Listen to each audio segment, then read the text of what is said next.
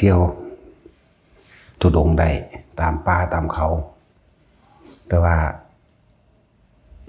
ตอนนี้มันบ่ทันได้แล้วหน้าบ่แม่นว่าออกได้แล้วพาป่าทงให้ทงหน้าป่าอ้อยป่ามันเขาไปได้เลยเด้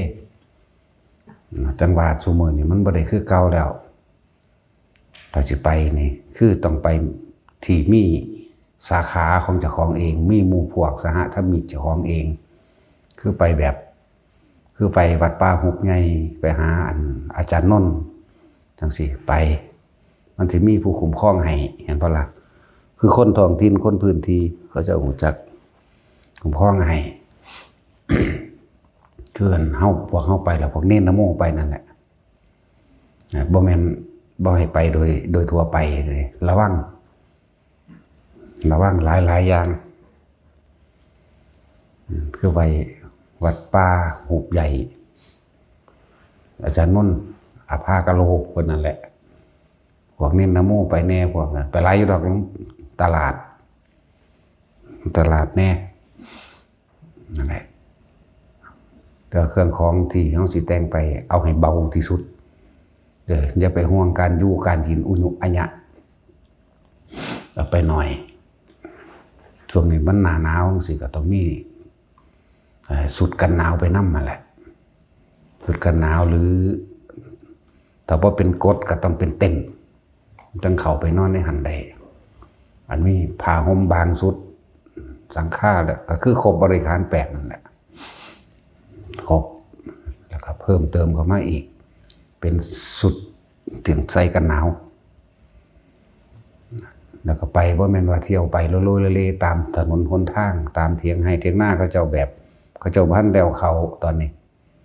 ให้มันเซตหน้าเขาขึ้นเล่าแล้วเกี่ยวแล้วทุกอย่างบ่คือเก่าแล้วเขาเห็นหมู่พระสงฆ์ทั้งหลายเป็นศัตรูแล้วซุมื้อนี้เขาเห็นเป็นพวกหลอกลวงเขาเห็นเป็นพวกก่อการร้ายไปแล้วนะนั่นเขาต้องป้องกันตัวเองโดยพระวินัยนำธรรมนำเป็นจังซั่นก็คือหมู่ภิกษุสงฆ์เฮาเองแหละไปเที่ยวตุดงตามที่ต่างๆพวกป่าไม้ก็ไล่ลงมาถูกไล่ถูกว่าให้สารพัดว่าสิมาตัดไม้ทำลายป่ามั่งบางได้ที่รุ่นใหญ่ๆรุ่นพระรุ่นใหญ่ครูบาอาจารย์เพิ่นไปสร้างวัดไว้ตามผู้ตามธรรมตามอย่างต่างๆเขาก็จัดกลายเป็นสถานที่ท่องเที่ยวต้องเสียเงิน20 บาท30 บาท50 บาทนั่นแหละเขายึดไปบาทพวกพระเฮาไปก็เก็บเงินนะพระป่าธุดงค์ได้สิไปมีเงิน มันบ่ได้มีเงินเด้ไล่ลงแล้วก็เบาอีหยังให้สารพัดนั่นแหละว่าระวังรักษาตัวเองนะมันจะได้พกปืนไปนำมันนะเนาะฝึกยิงปืนซะก่อนก็ซื้อปืนให้ผู้ละอันถ้าขึ้นสักว่าป่าใหม่หรือไฟป่าเมี่ยงแมงเบิดโหลด แต่ว่าป่าใหม่นำโหลดวรรณอุทยานหรือป่าใหม่อย่างนี้เกิดมาตายคือเก่าไปก็เลยแหลกกันเลยมันมีลูกมีเมียหรอกเฮาบ่มีมันบอกจริงเด้นี่ผู้ใดมาหากูบาดนี่บ่ได้มาบำเพ็ญกุศลยิ่งบอกจริงๆเด้นี่เว้าอยู่นี่เอาจริง ผู้ใดบ่ยิ่งกูสิยิ่งเอาเองกูเป็นเจ้าอารวาสซะอย่างบ่แม่นเจ้าอาวาสเด้อารวาส อดทนมานานแล้ว30 ถึง 40 ครั้งที่เฮาปล่อยยอมนึกว่าสิเข้าใจศีลธรรมธรรมะบ่มีคนพาลต้องจัดการนะเฮาต้องพาลกว่าเขามีลูกมีเมียน่ะแม่นบ่เฮาบ่มีมึงลองเบิ่งรถกับกูว่าได้อีไรบาด บ่เลิกบ่แล้วดะชีวิตแหลกไปแห้งกันเถอะนั่นแหละว่าให้รักษาตัวเองผู้ไปก็ดีใจว่าท่านได้เด็ดเดียวท่านได้กล้าว่าท่านได้สละตายคือเฮาได้หลีกเลี่ยงได้หลีกเลี่ยงไปก่อน เขาไม่ได้สนใจเลยแม้เหลือคู่สุดท้ายแล้วกูกัดหูเอาทีหนึ่งกูก็เอาเด้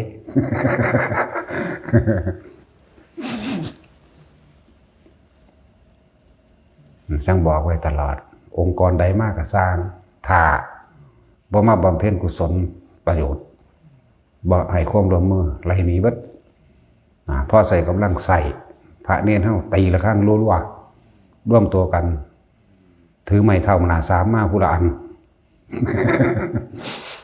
พอตีก็ตีแมงเลยรักษาศาสนาเฮ็ดเป็นสุแนวนั่นแหละประเทศจีนเป็นยังคือมีกังฟูสมัยตะกี้แบบเดียวกันเนี่ยอยากว่าล่ะได้สู้หวยเขาก็ส่งชาติขาเอาอะไรตัวขาคนสื่อมันอยากแมงอย่าง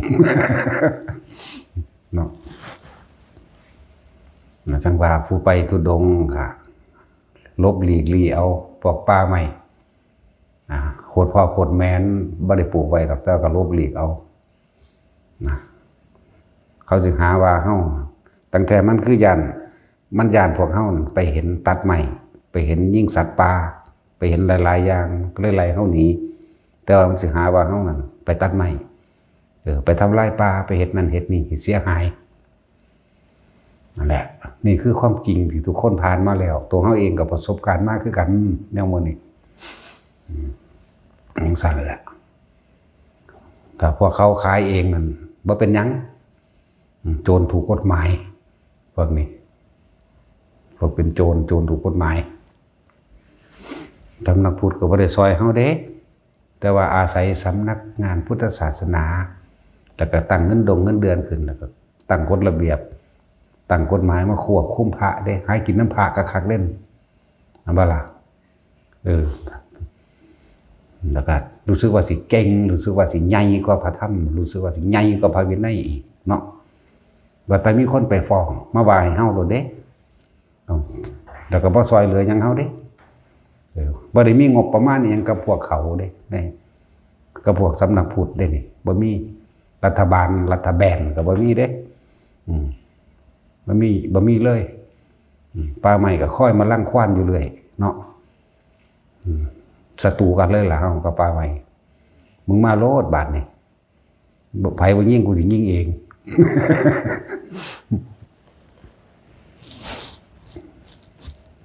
แต่มันย่างกายเขามาเบิกรถมันลงตีรถเด้อมาหยังกะสร้างมันมาทำบุญก็ตีกูว่าเอาของป้าใหม่นี่ บ่เอา พอแต่เป็นรถป้าใหม่มาเนี่ยเบิกรถลงมารถตีเลย พอน้ำทางกับจอดรถตีกันเลย สั่นแล้วพวกทำลายศาสนาหนึ่งสั่น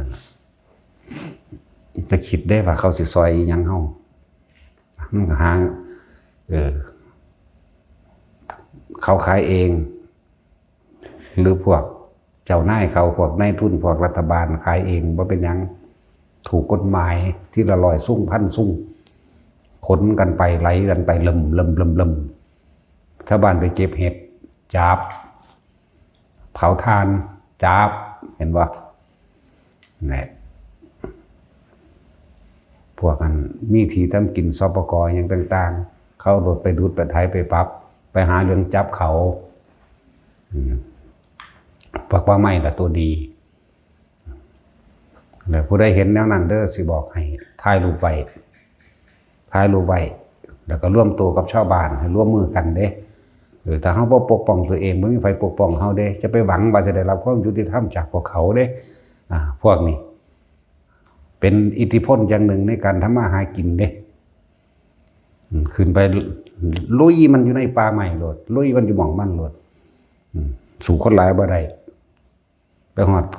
ถึกมันเลยตีแม้นผู้ใดเป็นหัวหน้าผู้ใดเป็นเจ้านายใหญ่ตีผู้นั้นแหละสิบอกให้เคล็ดลับถ้าเขาถูกเขาได้ย้ายเขาจะบอกนี่มันยังก็แล้วแต่สู่คนหลายบ่ได้ถูกก็ได้ง่ายเด้เพราะว่าเจ้ามีเรื่องกับประชาชนนั่นว่าสั่งกินเงินเดือนเขาเด้ ถ้าผิดทั้งได้ออก ทั้งได้ถูกทั้งเสียค่าปรับถ้าถูกได้ย้ายนี่บอกให้แต่ว่าพวกเขาต้องใจอยากว่าแลกกันโลดกันว่าตายเพราะแห้งมาละเนาะเขาเรียกโตนเขาไหมเสื้อจะหาเงินมาได้20,000 30,000หรือพ่อได้ปรับปรุงพ่อได้อันไถเบิกนั่นเบิกนี่ไปหาเรื่องเขาให้เอามาเบิ่งดูอันนี้ดูเจ้าทำผิดนั่นนี่คือว่าเด้ผู้ใดเป็นสปกฟังไปเด้ออย่าย่านบ่มีการยึดคืนกันแล้วกันซื้อขายได้เบิดนั่นแหละคือเขามาว่าซื้อขายบ่ได้ซื้อขายบ่ได้มึงก็ไปจำนำแม่งอย่างสั่นแม่นบ่ล่ะจำนำคืนให้ในทุนแม่นบ่ล่ะตำทาว่าสิยึดจังซั่นจังซี่บ่ยึดดอกผู้ใดมายิ่งแม่งโลดดีนั่นแหละป่าไม้อันใดสิเกี่ยวกับป่าไม้ว่าตำมาบ่ให้ผ่านแถวนี้เมียนมันก็บ่ได้ย่านอีหลีได้บัดเพราะว่าเขาเฮ็ดตามนั่นตามนี่ตามเขาเฮ็ดถึกเบิดแล้วแต่ยังรังควานเฮาอยู่บ่เลิกเอาไปเอามาบ่แม่นได้นี่ว่าคือจังเขามายึดใหม่อายัดใหม่เฮาไว้กูสิรู้จักบ่ผู้ใดเอามาถวายกูไม่หลักมาไม่ซื้อมาหรือไม่ถูกกฎหมายหรือบ่กฎหมายกูรู้จักบ่เนาะไม่นำให้นำหน้าเขาไปเว้าแต่เรื่องกฎหมายอะไรเอาแล้ว ออกมาก็บ่มีหมายหยังบ่มีผ่านศาลบ่มีตำรวจบ่มีหยังมาเรามาเขียนขึ้นเอาเองเด้บักห่านะเนาะกูบ่ทันได้แล้วเด้มาสู่กันไหม ท้าทายเด้นี่ประกาศเป็นศัตรูกัน มาสีแมวนี่บักห่านั่นแหละบ่ได้บ่แล้วเด้เขาอีหาใดก็สร้างพ่อแม่บ่บอกบ่สอน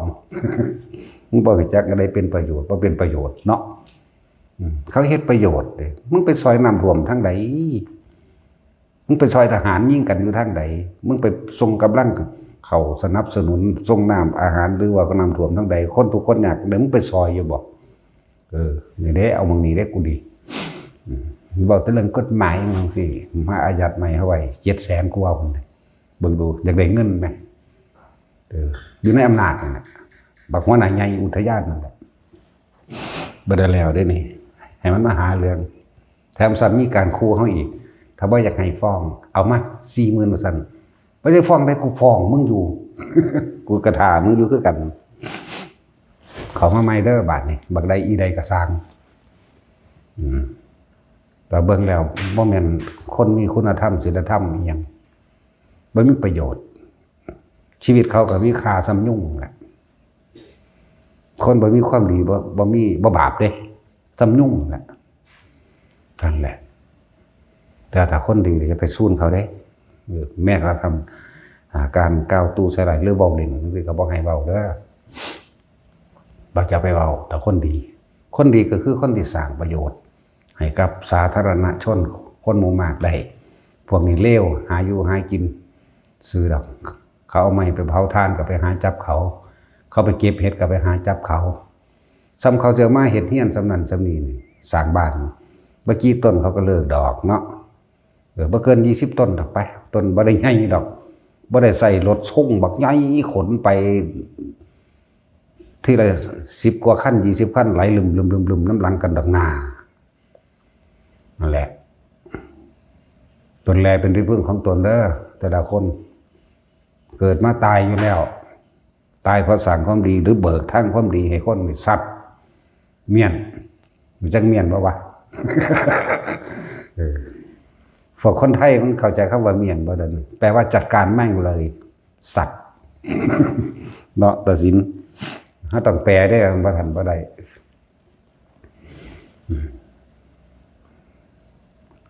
แต่จังว่าเตือนพวกไปทุดงในป่า จาริกไปตามป่าเฮาต้องไปสถานที่ที่เฮามีสหธรรมิกมีเพื่อนกัลยาณมิตรในถิ่นแต่ละฐานต่างๆพ่อมีเรื่องเล่านั้นนี่มาให้เขาเจ้าพอคุยกันได้ให้ความอารักขาปกป้องคุ้มครองกันตัวนี้มันยากเพราะว่าป่ามีเจ้าของพระพุทธเจ้าบอกไว้ถึงบัดต่อไปกุลบุตรพุทธชินรสแห่งเราตถาคตนะการบำเพ็ญเพียรจักลำบาก ป่าไม้ภูเขาเรือนว่างล้วนแล้วแต่มีเจ้าของนะเพิ่นจึงว่าภิกษุใดจะอาศัยอยู่ในหมู่บ้านก็สามารถอยู่ได้เรียกว่าคามวาสีภิกษุใดถ้าจะอาศัยอยู่ในป่าอารัญญวาสีลาวป่าให้อยู่โดยประมาณไม่ต่ำกว่า1 กิโลแต่สมัยนั้นกิโลจะสื่ออื่นวางได้แล้วนั่นแหละเพิ่นมองการไกลไปถึงเบิดแล้วแหละเพิ่นจึงให้พวกเฮาระมัดระวังมากขึ้นและของบางอย่างที่ปกป้องตนเองก็ต้องเฮ็ดนะแต่เพิ่นบ่บอกอันใดควรถอนบ่ควรถอนเพิ่นก็ถามอยู่ว่าสิถอนตัวใดแต่ภิกษุในสมัยนั้นบ่มีผู้ใดสงสัยพระวินัยบ่มีผู้ใดสงสัยพระธรรมเลยบ่มีผู้ใดปากอีหยังในการเอาตัวเองหลอดเฮาก็ต้องปกป้องตนเองจังว่าหมู่ภิกษุเฮาอยู่ในนี่นะถ้ามีเรื่องมีเล่าหยังกับไผก็สร้างแต่ว่าห้ามโศกกันเองได้กับพระภิกษุกับภิกษุเด้แต่กับคนข้างนอกปกป้องตัวเองได้ปกป้องตนเองนั่นแหละบ่แม่นให้ย่อมเขากูปล่อยวางบ่แม่นแบบนั้นเด้เขาเมียนเฮาเด้ปล่อยวางห่วยกำปั้นฟาดปากแม่งแล้ว มันต้องเป็นแบบนี้ว่าซั่นบ่ได้ดอกเฮาย่อมมา30-40เทื่อแล้วแม่นั่นแหละปฏิบัติย่อมเขาไปลุยมันฮอดบ้านมันเดี๋ยวบัดนี้เป็นผ่านไปเลยผ่านยิ่งกว่ามันบ่กล้าดอกบ่ซอยกันดอกนะแล้วก็พวกที่ไปป่า พูดถึงบัดนี้เศร้าผ่านแล้วบัดเดี๋ยวสิบ่ไปป่าบัดนี้ พวกไปป่าอย่าลืมทำวัดเช้าและเย็นภูมิเทวดาลุกะเทวดาอาศัยโมทนาบุญจากการทำวัดเช้าและเย็นทำวัดเช้าและเย็นก็คือการสวดระลึกถึงพุทธคุณคือคุณของพระพุทธเจ้าธรรมคุณและสังฆคุณตลอดทั้งธรรมคำสอนของพระพุทธเจ้าที่พวกเขาพากันสวดอยู่เอาตามมือว่านั่นแหละอย่าขาดเด้อย่าขาดพวกนี้มีอย่างกะถ้ามีบางใดสามารถใกล้อุโบสถศีลเรียกว่าลงปาฏิโมกข์บางใดๆก็ไปลงถ้าบ่มีก็บ่เป็นหยังเฮาก็ย่อบอกบริสุทธิ์กันตนถ้าองค์ใดไปผู้เดียวก็บอกบริสุทธิ์ให้มันเป็นเด้บริสุทธิ์ตังอะหังวันเตมังตาเดถาบริสุทธิ์ตังเด้ต้องบอกให้มันเป็นเด้จื้อไว้แน่เด้อพวกมื้อนี้ไปตามป่าตามเขาหรือว่าบ่มีผู้แสดงอาบัติพวกบ่ว่าสิแล่ม15คำหรือขึ้น15คำก็ตามหรือ8คำก็ตามต้องบอกบริสุทธิ์แก่ตนเองบอกบริสุทธิ์เอาถ้าบ่มีผู้แสดงนะเอา รูปพระพุทธเจ้าล่ะขึ้นมาก็ได้ในหนังสือหรือที่มีพกไปก็แล้วแต่เอาขึ้นมาตั้งไว้ก็กล่าวคำนะโม3จบแล้วแล้วก็บอกบริสุทธิ์ในตัวเองเด้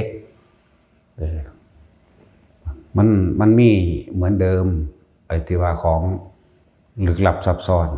ภูมิเทวดาลุกะเทวดาหรือเมืองผีบางบทตามภาษาเฮาเข้าใจนั่นแหละภูมิเทวดามันมีเหมือนเดิม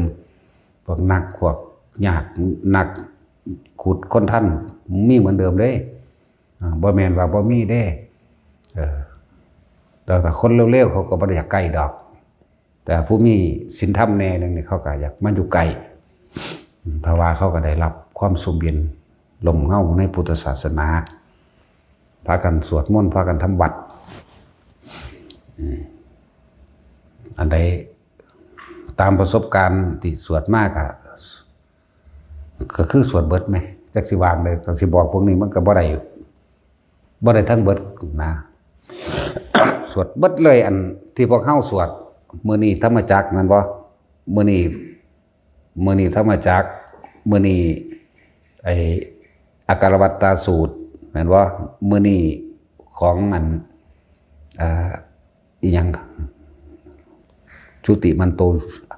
ตยัสสสิโนโมทมานานี่นะโอ้ยว่าสิเว้าออกแล้วหิแมงเป็นหยังเดี๋ยวนี้คือบ่ออก บทหยังแท็กซี่ แม่นบทยาวๆบทหยักไหมหุ่นคนบ่มีสมองตอบได้เนาะอย่าล้ม มื้อนี้บทมหาสมัยมื้อนี้ธรรมจักรมื้อนี้อการวัตตาสูตรจังซี่กันนะเพราะว่าปกติเฮาสวดเบิดในข้าวเดียวทุกมื้อนะครับในข้าวเดียวของทุกมื้อเด้แล้วก็ยิ่งกว่านั้นอีกหลายกว่านั้นอีกนะบ่ว่าสิแต่ตอนนี้บ่พาสวดคือมันยาวเกินตัดท่อนออกยาวเอาเน้นปฏิบัติแล้วเน้นเบิ่งจิตเบิ่งใจเน้นดูลมตะกินเอาเบิดเลยไปอยู่ป่าก็แนวนั้นล่ะบางที่พวกบางโมเราลุกขะเทวดาภูมิเทวดาหรือพวกนาคพวกครุฑพวกคนท่านกลุ่มพันหลากสดต่างๆมักคนละบทกันเด้ บางเที่ยวก็นั่งระลึกเกี่ยวกับบทอย่างพุทธนังชีวิตสารสกาเกณหินั่นแหละบทมหาธารณปริตตั้งแต่ปรากฏขึ้นมาให้เห็นทั้ง4-5 คนเลยปรากฏขึ้นมาให้เห็นแต่ก็มาบอกความตรงตามวจนะที่พระศาสดาทรงสั่งสอนเบิดทุกอย่างเหมือนนี้อันใดผิดเขาบอกเฮาเด้อันนี้บ่ถืออันนี้ต้องเว้าคำนี้ก็จดไว้จากว่าล่ะอันนี้บ่ถืออันนี้ผิดเอ้าแม่นบ่นะหนังสือมาแนวนี้นั่นแหละเวลาเฮาทำบัตรจังซี่ข้างหลังเฮานี่แต่ว่าเฮาบ่ได้หันหลังเฮาบ่ได้เหลียวเบิ่งเด้เฮาบ่ได้เบิ่งจังซี่เด้มันนั่งมีความมันนั่งเห็นโดดสุดตาเลยอย่างอลังการ เห็นสุดตาแหละแต่ว่าตาเฮากันเดี๋ยวไปทางหน้าเด้แต่ว่านั่งเดี๋ยวเห็นมาทางหลังสุดเต็มเป็นสั้นเป็นหมู่เป็นเล่านั่นแหละอะไรเป็นสั้นเหมือนว่าเวลาเฮาไปจังซั่นไปป่าไปดงอยู่น้ำถ้ำภูเขาต่างๆเนี่ยพากันทำบัตรได้ขี้ข้านตายเด้ ธรรมดาเด้นั่นต้องเฉพาะเฮาเองคือเฮ็ดเบิดทุกบทเลยสัตว์ไปเบิดเลยนะสัตว์ฮอดปาติโมกข์พุ่นล่ะ เอาอยู่ผู้เดียวนั่นแหละแล้วก็บ่พวกเฮาเว้าอยู่นี่ซ่าอยู่นี่จากว่านี่ที่พวกเฮาพากันสวดหลายคนยังเข้าใจว่าเร็วมันบ่เ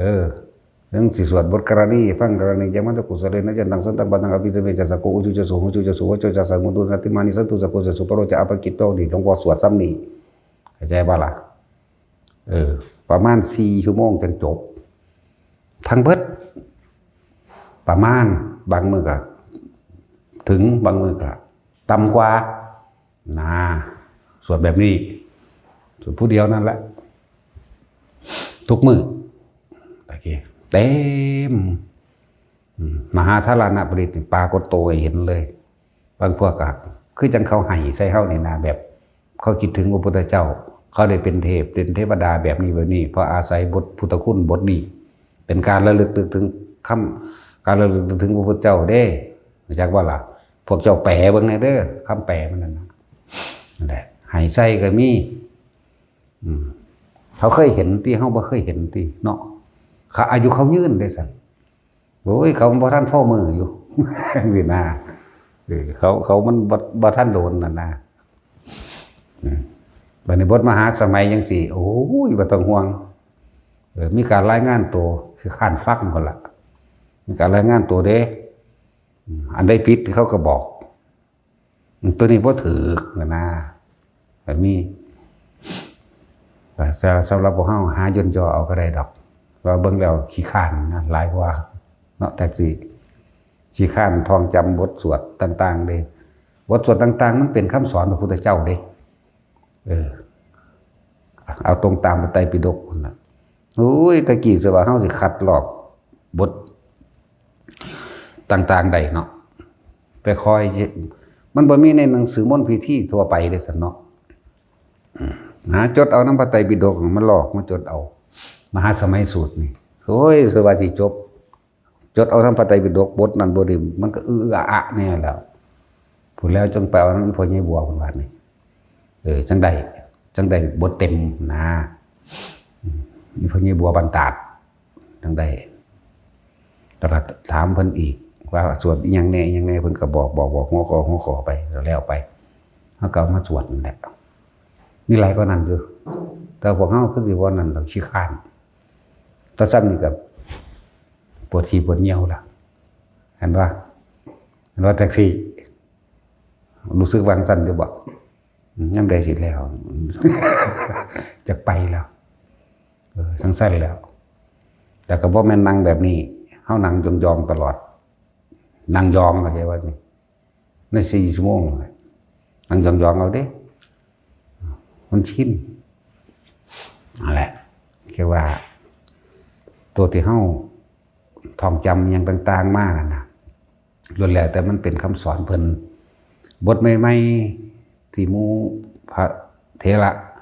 ต่างๆแต่งไว้เฮาก็สวดบทใหม่ๆก็สวดคือกันจัง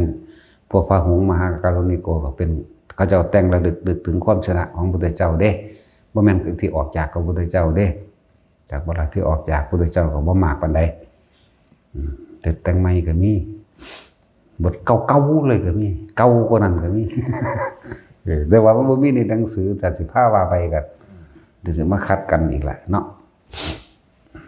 บทสรากายวิชาสูตรจังซี่ก็บ่แม่นว่ามันมีทั่วไปเด้เอาผู้ใดว่ามีอยู่นี่มันก็ได้มีน้ำเฮานี่แหละนั่นแหละใครตัวมันยังจำได้เพราะจังซ้ำนั้นอยู่บทอันทุลาอุทุลามัทุลาตันทุลาปุปาลากนาลาดาโจเลระโสกลังกฤสติอากีระโสกลังกฤสติจากว่าล่ะจักซื้อสมบูรณ์พวกแม่ซี่นะเว้าพื้นกันสวดเร็วๆแบบนี้แหละถ้าวิรูปเขจังซี่ก็พวกนั้นกันดีใจอยากว่านึกถึงบทวิรูปเขบทกรณีลูกขะภูมะมักบทอันมหาธารณะปะมักกว่าอีกเว้ยบ่ได้แท้มักกว่าอีกเด้จนปรากฏขึ้นมาว่าผู้ขามาจากหันผู้ขามาจากนี่โดยแล้วแต่เป็นรุ่นหัวหน้าเขาหัวหน้าเป็นผู้มาบอกมาคุยนำผู้ขามาจากนี่สมัยนั้นพระพุทธเจ้าเทศน์ให้ผู้นั้นฟังเว้าง่ายๆได้แสดงให้ผู้นั้นฟังให้ผู้นี้ฟังจังซั่นล่ะก็บ่แม่นว่าสิเว้าให้แต่พระอนุนฟังผู้เดียวเด้จากว่าล่ะจากที่อื่นก็มีเด้จากองค์อื่นก็มีเด้นะเบิ่งในบ่สวดแล้วลืมล่ะ ลืมแล้วจังซั่นนักว่าพวกไปป่าไปดงพากันสวดมนต์เด้เสียงที่เฮาตั้งใจในการสวดมนต์สวดสาธยายทำคำสอนดังกันว่านไปเด้ยิ่งเฮามาเติมคำอธิษฐานจิตของเฮาเองว่าขอกระแสเสียงธรรมนี่อันเป็นคำสั่งสอนขององค์สมเด็จพระสัมมาสัมพุทธเจ้าจงดังก้องกังวานไปหาที่สุดที่ประมาณไม่ได้เพื่อยังประโยชน์ให้แด่หมู่เราสรรพสัตว์ทั้งหลายไม่มีที่สุดไม่มีประมาณทุกหมู่เราบรรดามีไปบ่มีหมองจบมื้อนี้หาหมองสุดบ่ได้ดอกนี่คือตั้งสัจจะญาธิฐานสัจจะแปลว่าความจริงทิฏฐานคือขอให้ความจริงนี่จงดังก้องกันไปจากว่าล่ะไปไกล คือหลวงปู่มั่นเพิ่นว่าเพิ่นเคยแนะไว้ในหนังสือสวดนึกในใจกับไปเท่าไรพันโลกธาตุแล้วมันบอกสวดออกเสียงเป็นปกติหมื่นโลกธาตุ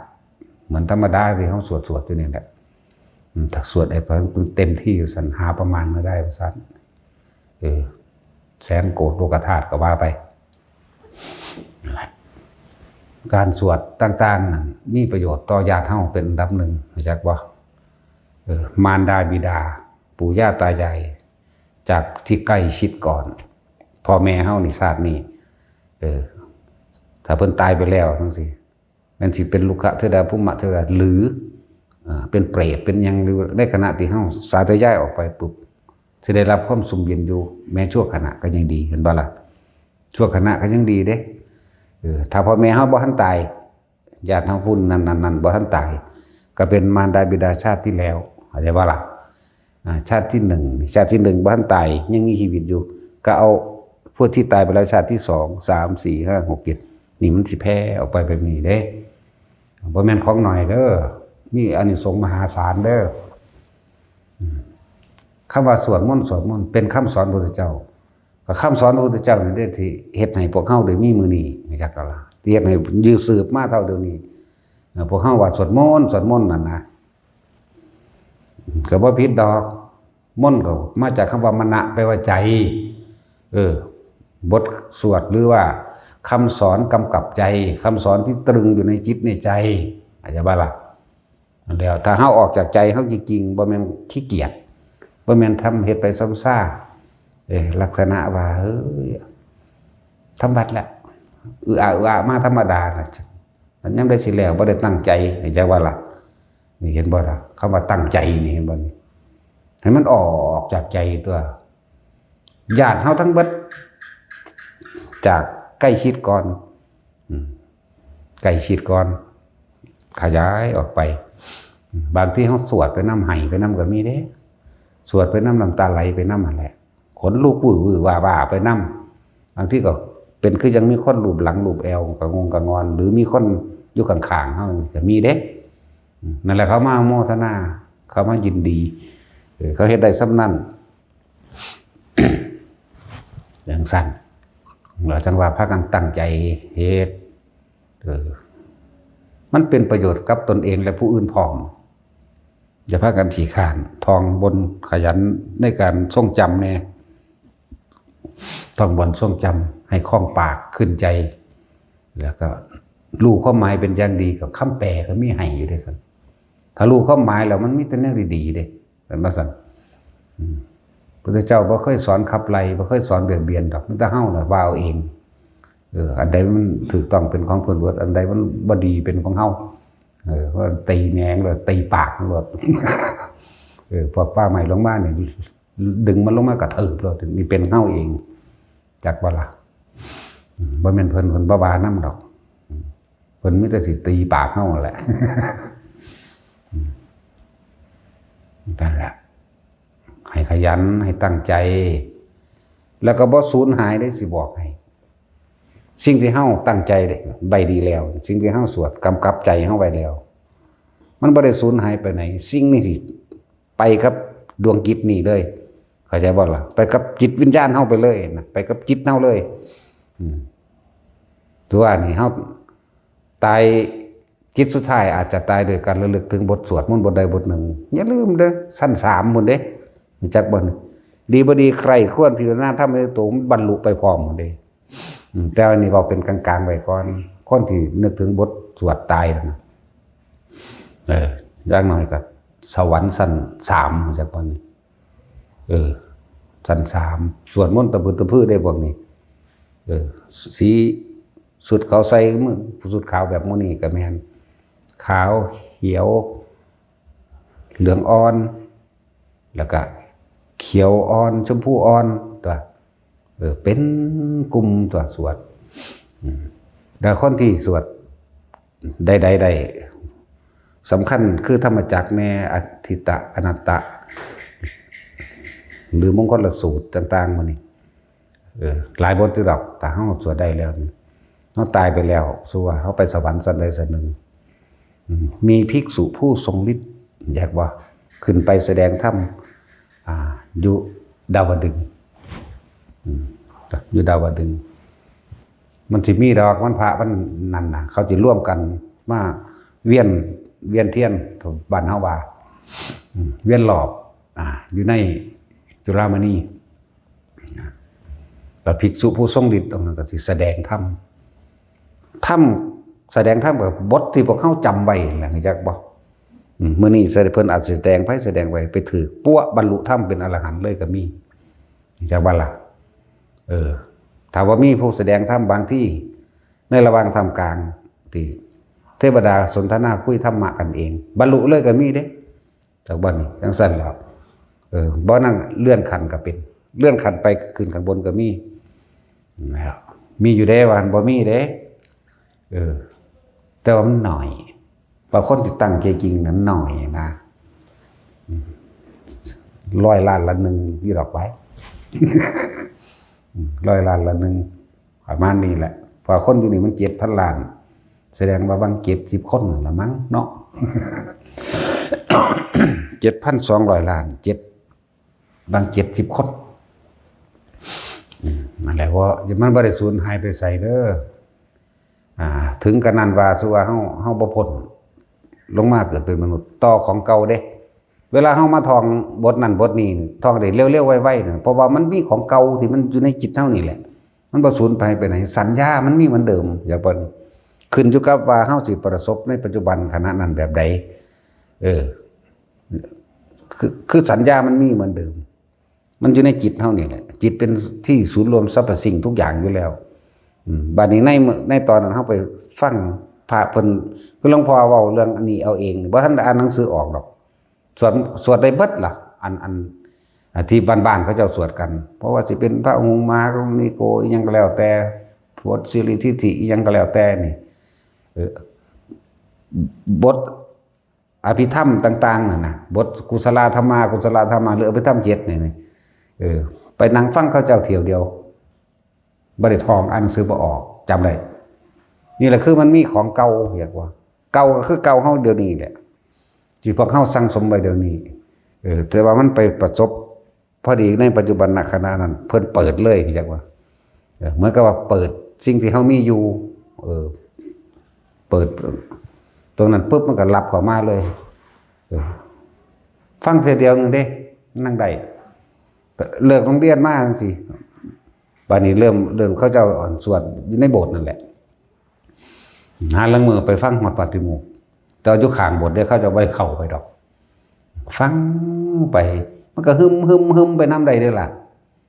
แต่จังว่าตะบวชเข้าไปปุ๊บนี่บ่ได้ท่องอีหยังอีกคือมันได้แล้วเดี๋ยวแต่ว่ามันผิดตัวอักขระซื่อแล้วมันพวกใดมันไปเว้าวักๆก็ทั้งใดนี่ไปหายมันนะไปหายเนี่ยไปเด็กน้อยเพิ่นก็ไล่แตกออกนี้เว้าหาแมงบ่ลูกอีห่าอะไรแบบนี้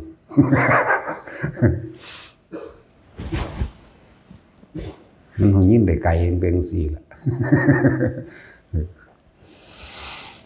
อะไรทั้งว่าถ้าพวกเฮาตั้งใจมันก็สิอยู่กับจิตกับใจเฮาเลยเหมือนเฮาบ่ทันได้พ้นมาเกิดใหม่มาเกิดพ่อพุทธศาสนาพอดีปุ๊บหมุนเขาเลยเด้แต่ที่ยกตัวอย่างในธรรมบทพุทธการ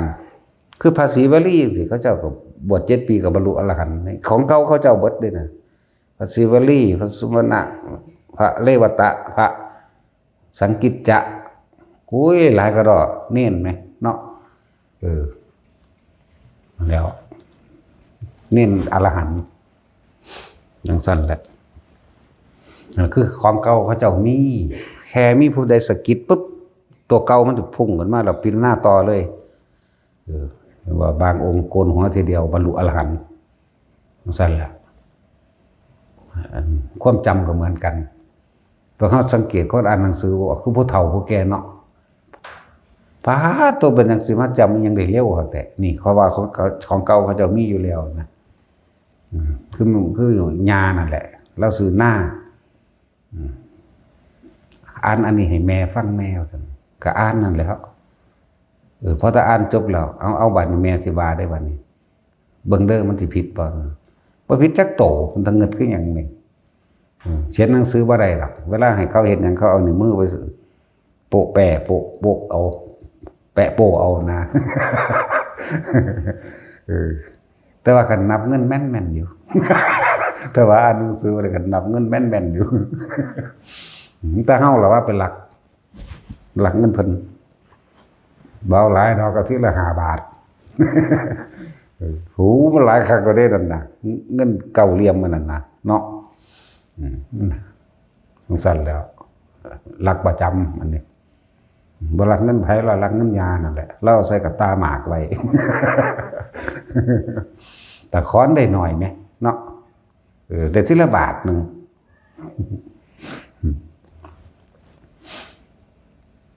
มันมีของเก่าแต่ว่าพวกเขาจะคิดว่ามันบ่มีผลบ่มีอานิสงส์มันสืบต่อไปข้างหน้าเหมือนพวกเขามาบำเพ็ญภาวนานี่แหละเห็นว่าล่ะถ้าบ่มีของเก่าบ่ตั้งต้นไว้มัน มันบ่เจริญไปได้เด้อันพวกบ้านใกล้ๆบ่จักทีบจักแดนหยังเขาเฮ็ดหยังกันน่ะเขาตักบาตรให้พวกเขาเฮ็ดหยังกันเพิ่นกันโอ้ตึกแหตัวว่ะเขาตึกแหพวกนึงเขาขัวหอยพวกนึงตึกแหจังซั่นแล้วธรรมดาบ่จักอีหลีเด้พวกนี้หลังจากนี้ลงไปอีกแล้วพอแห้งเด้เนี่ยจะได้เป็นคนเพราะว่าเขาบ่เริ่มต้นจักบ่ล่ะ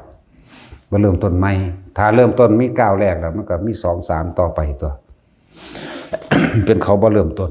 พวกเฮามันกายเริ่มต้นแล้วเด้ที่สามารถหนีบ้านหนีเมืองหนีจากเฮือนจากลูกเต้าเล่าหลานผัวเมียออกมาได้ล่ะมันบ่แม่นเริ่มต้นเด้นี่มันถึงจะสิต่อยอดเท่านั้นเด้ถึงก็ถึงบ่ถึงก็ต่อไปข้างบนเด้จักบ่ล่ะนั่นแหละ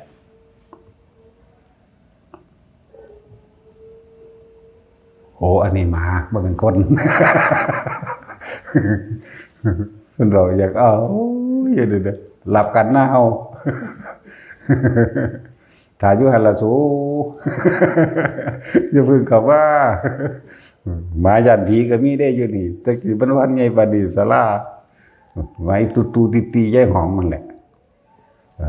ผีมันก็ใหญ่เติบอยู่ได้บาง4 เมตรพุ่นล่ะเด้อย่างมาตะขั้วน่ะย่างบึบๆหมามันก็ย่านเนาะถึงจักว่าหมามันทั้งแลนทั้งงวกหลังงังผีบ้านก็ย่างขึ้นมาเนาะตำกุ้งใหม่หมาน้อยตอนมันยังน้อยอยู่เด้ตำกุ้งใหม่กิ่งห้องแงอยู่ทั้งเฮาแล่นมาพี่ล่ะทั้งสั้นแล้วหมายันผีก็เลยว่าโอ้ยมึงเห็นเขาเห็นแม่มึงหยังเดี๋ยวด่าเขาธรรมดาบ่แหละคือจังเฮาแสดงธรรมอยู่เดี๋ยวนี้ก็มีพวกฟังเด้บ่แม่นว่าบ่มีเด้มีพวกฟังธรรมใดมันก็สูงเกินไปเบิดแล้วล่ะถ้าเป็นสัมภเวสีประเภทยังเล่ร่อนนั่นนี่ตึกตายก่อนอายุหรือแสวงหานะส่วนบุญที่เกิดก็ว่าไปหรือเปรตพวกนี้บ่ได้สนใจฟังแต่ว่าเอาอาหารเอาเครื่องนึ่งห่มพวกนี้เขาต้องการแต่เท่านั้นต้องการว่าท่านไปอยู่พวกเปรต2เอ้ยน้องอายน้องเลี้ยงงัวเลี้ยงควายปุงเลงอยู่แถวนี้แหละห่อเข้ากันเขามันขึ้นโมดำๆไหมเป็นสีเทาไงทวนอยู่เด้เสด็จสู้ห่อเข้ากับหยังเอาเปิดให้เบิ่งเด้ปลาแดกนั่นแหละปลาแดกแล้วก็มันขึ้นล่าเบิ่งแล้วเด้ขึ้นล่าดำๆไงทวนขึ้นมาสู้กินจังใดมันก็กินให้เบิ่งเด้โอ้สู้อันเอาบุญน้ำกูบ่ได้บ่มันบาปบ่เอาบ่สู่ของมันดีกว่าจังซั่นล่ะเป็นตัวได้โตนบ่ล่ะก็ธรรมดาเด้อแนวพวกนี้งัวควายน่ะก็มันบ่เป็นตัวจิตวิญญาณอีหยังโดยงัวควายได้แต่ว่าเป็นโดยกรรมมันเกิดขึ้นเองถ้าสิพูดถึงว่าคือมันนิรมิตขึ้นเป็นเอาเองโดยกรรมจังซั่นล่ะแต่พวกอุ้มลูกอยู่นี่ไปแล้วล่ะบ่ต้องย้านดอกอุ้มลูกอยู่นี่พายไก่ก็ไปแล้วเสี่ยวตัวใหม่มาใช้แทนไว้ผีเพิ่มยายตุ๋ยโอ้มันมีตัวแทนบ่ได้แท้มันเลยไปได้เฮามันพายไก่เพราะว่าบอกเฮามันคือไก่มันกูกิ่งลุมมาซ้ำกับตานี่เด้ตาใหญ่เด้ซ้ำกับตานี่บ่แม่นตาน้อยตาซุมื้อนี่มันลูกเด่นหลายโพดท้อนี่ก็มีแต่ตาหาบเข้าไปสีตะกี้นี่มันอยู่กุฏิสุดท้ายดอกผู้ใดอยู่ตอนนี้ตะกี้มันมีโพนกุฏินั้นกลางคืนเฮาก็ย่างไปอยู่แล้ว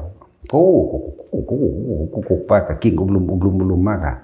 มันแดนเคลียร์น้ำขาเฮานี่แหละเฟี้ยก็เอาขาตีนเคลียร์เล่นเตะก็ว่ามันเตะแห้งได้เตะหยอกมั้ยเตะแบบขี้นไปนะปุ๊กแล้วกุกมาอีกไปแล้วเลยนี่พวกนี้เพราะว่ามีผีพุ่มแทนแล้วผีพุ่มต่อไปสิอยู่แถวนั้นบัดนี้อยู่ข้างนั้นพักเล่านั่นแหละโตน้ำสะเต่าได้บัดผีพุ่มตัวนึงว่าจริงเด้นี่มีตัวแทนกลับใจบ่ได้ผีพุ่มตัวนี้ อย่างมึนนะเลยแล้วมันสองแม่ลูกนั้นไปแล้วเด้อก็ต้องย่านดอกอุ้มลูกจักขึ้นลูกก็ว่าแม่ลูกกิ่งเข้าใจว่าเป็นลูกเนรมิตที่มันเกิดขึ้นเองโดยกรรมของเขาเองอุ้มก็จักเบิ่งพวกกันโดนแม่โคเขาจกมันพวกอีกกลุ่มหนึ่งมันพากันเปิดเพลงอยู่หม่องนี้ตัวเนาะสูจะพากันเปิดเพลงมันก็บ่ได้ฟังเขาดอกใครแน่เขามาไล่เอาหุ่นแลนหนีพากันไปนอนอยู่บ้านอีเตียมันพูนไปหุ่นตัวมือใหม่มาเสียเบิดเลยผมบ่ได้เฮ็ดงานให้กู หนีเบิดเลยกูหักดอกตัวว่าจะเปิดเพลงตั้งแต่แล้วเป็นจังได๋ล่ะมันมาฮอดมันหื้ออันอูนั่นน่ะอูเขาปู่ศาสตร์จังสิขึ้นแล้วเด้ผีนี่จักว่าล่ะแล้วสถานที่หม้องใดที่มีการสวดมนต์เห็นบ่นี่สวดมนต์ทำวัดเป็นปกติสถานที่แห่งนั้นบุญได้เกิดขึ้นสถานที่แห่งนั้นเกิดกลายเป็นอันเป็นทิพย์ยิ่งมีการฝึกหัดปฏิบัติภาวนาเข้าไปอีกจิตของแต่ละคนมันบ่คิดบ่ได้ฟุ้งซ่านมันเกิดสงบเลยบุญอันเกิดจากการภาวนามันสว่างไปได้ไกลมันเป็นสว่างไปได้ไกลเหมือนดวงเดือนดวงดาวดวงอาทิตย์พุ่นแหละธรรมดาบ่ไปได้ไกลเลยเป็นที่พึ่งอาศัยของหมู่สัตว์ทั้งหลายในอัตภาพที่สองพวกเทวดาอัตภาพที่สองโลกซ่อนกันอยู่นี่ละเขาก็เลยมาหลายตอนนี้มาจากไผมาตามญาติเฮานี่แหละพวกเฮานี่แหละพวกเฮายังมีรูปร่างกายธาตุสี่บริบูรณ์ดีท่านอาหารยารักษาโรคของนุ่มที่อยู่อาศัยตลอดทั้งกำลังแรงกายเฮาก็เฮ็ดได้มันสมบูรณ์จากว่าพวกนั้นก็เลยมาจากพวกเฮาเองก็เยอะมาจากญาติหมู่ภิกษุหมู่นี่ก็เยอะแล้วก็มาจากหลายๆอย่างที่ผู้เพิ่นบริสุทธิ์ก็เยอะจากว่าล่ะ มันจะวางผู้บริสุทธิ์แล้วก็พูดแล้วดุจดังพระจันทร์บรรเพ็ญหมดแล้วเนาะมันก็ใหญ่กว่ากันก็มีลูกดวงหน่อยดวงใหญ่นั่นแหละคำว่าแสงสว่างก็มีตัวสว่างหน่อยสว่างใหญ่สว่างใหญ่บริสุทธิ์ก็มีเครื่องหนึ่งก็มีแต่คอยลงก็มีเหมือนดาวต่างๆแหละใหญ่น้อยบ่เสมอกันแต่ว่าก็นั่นแหละเป็นบุญทั้งหมดเขาจึงมาจึงบอกว่าแต่ละวัดเด้อพวกเจ้าเริ่มต้นพากันสวดมนต์ไหว้พระแน่ทำวัดแน่บ่แม่นว่าแล่นไปหาขอแผ่แต่บารมีอย่างนำผู้อื่นเด้อย่าเพิ่งตั้งใจสร้างวัดดอกไผก็ดีสร้างใจเจ้าของซะก่อนอยากว่าถ้าใจเฮาดีแล้วบริสุทธิ์ดีแล้วเมตตากรุณามุทิตาอุเบกขาเต็มที่ของมันแล้วสิมีคนมาสร้างเองดอกวัดสิมีคนเอามาเองดอกอาหารสิมีคนเอามาเองดอกปัจจัย4ตลอดทั้งเครื่องอำนวยความสะดวกเบิดรถล่ามาแข่งรถนี่มีอยู่ล่านี่บ่มีมาก็บ่มีต้องว่ารถต่างๆรถขับรถขี่นี่แหละ ถ้าเฮามีบุญในใจเฮาเองแล้วนั่นแหละจังว่าอย่าพึ่งสร้างก็ได้ดอกมันสิเป็นไปของมันเองดอกโดยที่เฮาบ่ต้องไปแสวงหาบ่หาแต่ไปเลี่ยไล่กับไผบ่ได้ไปบอกว่าสร้างร่วมกันนั่นนี่บ่ว่าก็ได้จักว่าล่ะเพราะถ้าตัวเองบริสุทธิ์แล้วเจ้าสิไปลบหลี่ในถ้ำผู้ผาหนีผู้คนทั้งใดก็สร้างบ่รอดไปคือเก่าคนนำเจอคือเก่ามันนำเจอแบบใดสู้ว่าผู้อยู่ในป่าก็ดีหนีฝุ่นหนีผีเทวดาจักว่าล่ะเทวดาลุกะเทวดาภูมะเทวดาทั้งหลายเขาก็อยากบางคนก็เป็นพ่อเป็นแม่กันผู้พ้นพ่อเป็นแม่ได้เป็นเทวดาไปสะกิดลูกให้นำไปทำบุญกับพระองค์นั้นอย่างว่านี้นำไปเชี่ยวชิจิรีอยู่ในป่านี่เขาได้ก็สร้างสะกิดเขาฝันหรือยังก็ว่าไปนำไปหาพระองค์นั้นหนีไปใส่กระสร้างเพราะว่ามันมีผู้ไปเข้าฝันเรียกว่าพอยังไงนำหาจนพบจนพอเอาไปมากหนีบ่ได้ก็อยู่หันตัวอย่างหนึ่งบางองค์เพิ่นก็เฒ่าแล้วกูบ่ไปเลยว่ากูอยู่ไว้บัดนี้ก็อยู่ได้บัดนี้นะสำคัญแล้วแหละพระเจ้าบ่ได้อยากสร้างหรอกคนที่สร้างเอง แต่คอยเฮาสร้างจิตตั้งมั่นให้มันได้ซะก่อนทำสมาธิทำบุญของตัวเองมันได้ซะก่อนให้จักบุญซะก่อนละกิเลสตัณหาตัวเองได้ก่อนคนที่สร้างเองพุทธเจ้าบ่ได้สร้างวัดเด้เห็นบ่ผู้อื่นสร้างเบิดนั่นแล้วเฮาก็เบิ่งตัวอย่างนั่นแหละเหมือนกันครับบัดนี้เฮามาเทียบพ่อพวกเฮาได้ฮู้ได้เห็นได้คือหลวงปู่มั่นว่าแต่เพิ่นไปพักภาวนาหม่องใดเป็นวัดโลดแม่นบ่ล่ะเพิ่นบ่ได้สร้างวัดเด้เพิ่นบ่ได้สร้างวัดว่าอารามอีหยังว่าแต่เพิ่นไปพักอยู่นี่ก็เกิดกลายเป็นวัดโลดไปพักอยู่หนองพื้นนาในบ่สิไปพักอยู่ถ้ำดอกคำสิไปพักอยู่ถ้ำสาริกาหรือหมู่บ้านต่างๆเป็นวัดน้ำก้นเพิ่นคนไปสร้างเองเพราะว่าเพิ่นสร้างของเพิ่นมั่นคงแล้วใจเพิ่นดีแล้วจบจิตแล้วจังซี่นะแหละจังว่าหมู่ภิกษุสงฆ์เฮาเองนะสร้างตนเองมันได้ซะก่อนทำจิตใจให้ตั้งมั่นให้ตนเองมันดีซะก่อนอย่าเพิ่งไปดิ้นรนสร้างแสวงหาต่อวัตถุสิ่งของถ้าเฮาสิเปรียบเทียบวัดนี่สร้างง่ายๆนึงเด้วัดว่าอารามนี่สร้างง่ายๆนึงเด้บ่แม่นของสร้างยากเด้สร้างตัวเองคือเด้มันยากกว่าถ้าสร้างตัวเองอยู่แล้วมันทั้งมีผู้มาสร้างให้ดอกแล้วจังซั่นแล้วบัดนี้วัดหลายๆเอามันเป็นหยังคือห่างแม่นบ่ล่ะมันเป็นหยังคือบ่มีผู้อยู่ได้เพราะเขาบ่สร้างวัดในใจตัวเองเขาบ่ละกิเลสตัณหาเขาบ่เข้าถึงธรรมนั่นจังว่าหาพระคนนี่หายากเด้แม่นบ่ล่ะพระพุทธรูปก็ยังสร้างง่ายอยู่เด้เนาะวัดว่าอารามสถานที่เคหสถานต่างๆสร้างง่ายอยู่เด้ต่อคนผู้หนึ่งที่สิ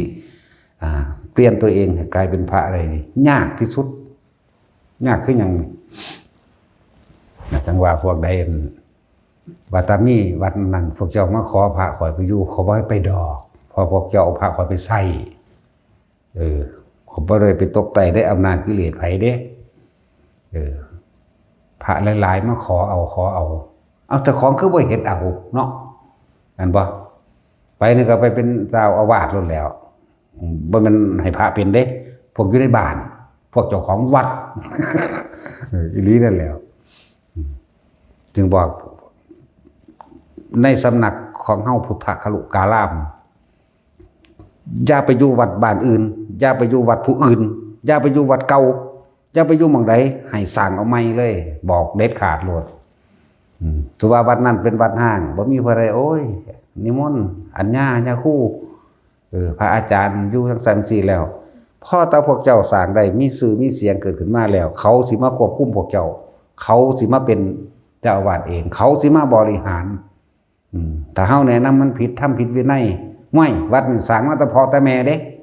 มันสิไปหันเด้จื้อไว้โลดที่หลวงพ่อเว้าอยู่ดู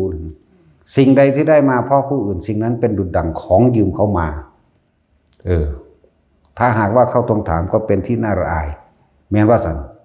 วัดพ่อวัดแม่โอ้ตายละกูเนี่ยบ่แม่นวัดกูเรียกว่าล่ะถ้าเฮาสร้างมาโดยลำพังเฮาเองโดยปัญญาสติบารมีเฮาเองไผสิว่าหยังบ่ได้สะทกสะท้านเรียกบ่ล่ะและอันพวกคิดไว้ว่าเด้อพวกคิดไว้ว่าจัก5 ปี6 ปีแล้วกูสิไปอยู่วัดนั้นวัดนี้หรือกูสิกลับไปบริหารวัดเก่ากูบ่มีทางมันบ่แม่นบริหารมันสิหนักกว่าเก่าอีกเข้าใจว่าล่ะตัวเองยังมีความอยากอยู่มันจะไปสร้างอย่างใดมีแต่ทำลายกันนั่นแหละสิกลับไปบริหารจังซั่นสิบ่มีทางเด้อเพราะผู้เก่าเขาก็บ่แห้งอยู่แล้วเจ้าของเก่าก็เต็มบ้านเต็มเมืองอยู่นั่นน่ะนั่นแหละถ้าเฮาสร้างโดยลำพังเฮาเองคือเขานิมนต์ไปเอาวัดอยู่หั่นห้างเบิดแล้วจังซี่ขอมันก็ห่างตัวพวกเจ้าเป็นผู้บริหารไหมนั่นบ่ล่ะพวกเจ้าบ่ทำตามพระธรรมตามพระวินัยของพระผู้เพิ่นไปอยู่ไหมพวกเจ้าเอาจังใดดีเฮาจัดงานจังซั่นจังซี่พาบวงสรวงอันนั้นแน่เฮ็ดนี่แน่แม่นบ่ล่ะมันบ่มีได้บวงสรวงมันบ่มีได้เลี้ยงผีมันบ่มีได้สร้างพญานาคจังซั่นแล้วเพราะว่าเฮ็ดนำก็ด่าเขาด่าพระแม่นบ่ล่ะเขาเจ้าสิอยู่ได้บ่ นั่นแหละจังว่ามาขอพระไปจำพรรษาสิอย่ามาอีกไผก็เลยผัวเจ้าบ่มีบ่ลูกเจ้าบ่มีบ่คือบ่พากันบวชเอาเองเนาะมาขอหาแม่มึงบอก พวกนี้เขาบวชว่านี่เขาต้องการมรรคผลนิพพานเท่านั้นเด้ที่เขาอยู่ได้นี่แล้วก็อยู่นี่มันมีแต่แค่ว่าที่สุดคือพระนิพพานเท่านั้นเด้บ่ได้อยากได้หยังเด้ มาขอว่าหลายแล้วขอแน่จัก2จัก3ผมก็บ่อึดศาลาให้อยู่ดอก แต่อยากหัวว่าซั่นเฮาก็สิอึดบ่แม่นบ่มันจะบ่ให้ถามเขาเบิ่งดูเขาอยากไปว่าซั่นย่างหนีเบิด บ่มีผู้ใดอยากไปแล้วถ้ามองหันดีครูบาอาจารย์ดีครูบาอาจารย์นั่นนี่บ่จำเป็นเห็นบ่พ่อแม่หรือต้องหลวงตาเยื่อนจังซี่เราจะไปขอไผของเราดีอยู่แล้วบ่อึดผู้ไปอยู่นำเราเหมือนบ่ล่ะแล้วก็หลายๆองค์วัดบ่อน้ำพระอินทร์หลวงตาสินเขียววองมันบ่อึดแต่ผู้ไปอยู่เห็นบ่ล่ะแฮ่ๆอยู่หั่นแหละเขาใส่แขวให้แล้วใครแน่อยู่ เขาใส่แขวให้แล้วทุยหัวหลานมันก็เทศดีอยู่เด้เนาะบักหานหลวงพ่ออินทวายแน่มันบ่อึดเด้ครูไปอยู่น้ำเพิ่นเพราะเขาเจ้าดีแล้วนั่นแหละบ่จำเป็นต้องไปขอซั่นนั่นจังว่าถ้าเฮาฝึกตนเองดีแล้วจึงฝึกผู้อื่นได้ด้วยเด้อฝึกตนดีแล้วจึงฝึกผู้อื่นได้ด้วยเข้าใจบ่ล่ะสั่นแล้วก็การไปอยู่วัดผู้อื่นนี่บ่สนับสนุนสั่งเอาใหม่เลยสั่งโดยกำลังบารมีแห่งตนเองนะโอ้ยหังบ่อยากได้หังใดหรอกแน่จังสิเมื่อเฮาบ่อยากบ่อึดแต่ผู้สิว่าสั่งให้แม่นบ่ล่ะว่าฝึกตนเองดีก่อนจังซั่นถึงบ่ได้สนับสนุนว่าผมสิกลับไปบริหารหรือว่าไปเฮ็ดวัดอยู่หั่นอยู่นี่วัดเก่าอยู่บ้านเป็นแบบนี้อย่าไปถ้ามันดีสมมุติถ้ามันเกิดขึ้นว่าเจ้าเริ่มมีเงินเข้าอยากบอกมีคนศรัทธาเขาสิเข้ามาคุ้มพวกเจ้าแล้วเขาสิอ่านว่าวัดพ่อวัดแม่เขาสร้างมาตั้งเท่าใดแล้วนั่นแหละจังซี่เฮาจึงบ่กลับบ่ไปโตเฮาเองสร้างมา11วัดบ่เคยกลับขึ้นไปเบิ่งเท่าเดิมนี่สร้างซื่อๆเด้จักว่าบ่กลับไปเลยมีแต่ไปข้างหน้าเพราะว่าเฮาลืมทางกลับแล้วอยากว่ามีแต่ไปข้างหน้าเด้บ่มีทางว่าสิหันหลังกลับบ่มีถ้าได้ออกจากมาได้แล้วบ่ได้คิดว่าสิกลับไปหม้องหันอีกเด้บ่มีในความคิดเลยมันลืมทางแล้วสั่นล่ะหมู่นี้คือกันถ้าตัวเองดีแล้วมันบ่อึดดอกเนาะคือเดี๋ยวนี้แหละพุ่นน่ะก็สิถวายที่ดินที่ดอนบางหันมื้อนี้บ่เอาบอกโลด บ่เอาก็ให้ลูกศิษย์ไปว่าได้บ่เขาว่าหันได้เป็นอีหยัง ก็ซั่นกันแล้วนั่นแหละถ้าผู้เขาอันนั่นแน่นั่นจังให้ไปมันปีนึง2ปีก็สร้างเฮาก็เบิ่งอยู่มั้ยถ้าว่าเขาก็ฝึกตัวของดีแล้วพอได้ให้ความรู้หมู่พวกต่างๆได้แล้วไปให้ไปมัน10ปีบ่ดีบ่ให้ไปอยากว่าล่ะถ้าไปฝืนคำนั้นนี่ก็คือขาดกันออกไปแล้วบ่ได้รับผิดชอบเด้พวกที่ไปแล้วมาอ้างว่ามาจากวัดแต่เข่งลูกศิษย์หลวงพ่อมึงอย่ามาอ้างกูเด้อันพวกบวช7 มื้อ 8 มื้อแล้วหนีบ่ได้มาอ้างกูเด้ถ้าพระวินัยแค่5 พรรษาก็ยังเฮ็ดบ่ได้นั่นบ่ซั่นไปสอนผู้อื่นบัดนี้เจ้าของแก้เขาบ่ได้เขาเป็นบ้าเป็นบอดมามึงก็เป็นบ้าคือกันนั่นแหละในเมื่อตัวเองบ่รู้แก้งเข้าใจว่าล่ะตัวเองบ่รู้แก้งตัวเองบ่เห็นกิ่งตัวเองยังถิ่มบ่ได้อยู่นั่นน่ะแหละบางคือมันคิดตั้งไว้แล้วล่ะฝืนไปหาลูกศิษย์ลูกหาไว้แต่ถ้าได้บวชพอบวชแล้วไปบัดนี้เขาฝึกเขาเก่งกว่าเจ้าของด้วยนั่นแต่ว่าแก้บ่ได้จังซั่นก็มีนั่นแหละพวกได้หนีจังซี่ก็ว่าก็คือมาเด้บ่เอานะอยู่นี่สบายก็รอเนาะ ยังเนาะแม่นบ่โอ้ยของน้ำก็ได้โตพัดลมก็เท่าใดอีกซื้อแนวเอาโลดถ้าเบาเรื่องอาหารการอยู่การกินตลอดความเป็นอยู่การดูแลภิกษุสงฆ์อาพาธตลอดทุกคนในบัดมื้อนี้เฮาก็เบิ่งว่าดูแลดีแล้วล่ะเห็นบ่ซั่นแล้วถ้าไปหมู่อื่นหนีไปเนี่ยมันหนีไปหยังมันก็หนีไปว่าอยากสร้างชื่อเสียง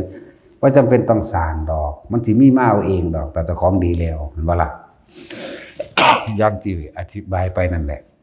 แต่สิไปหลีหนีอยู่ในถ้ำใดก็สร้างมันทั้งมีคนนำเอาเจ้า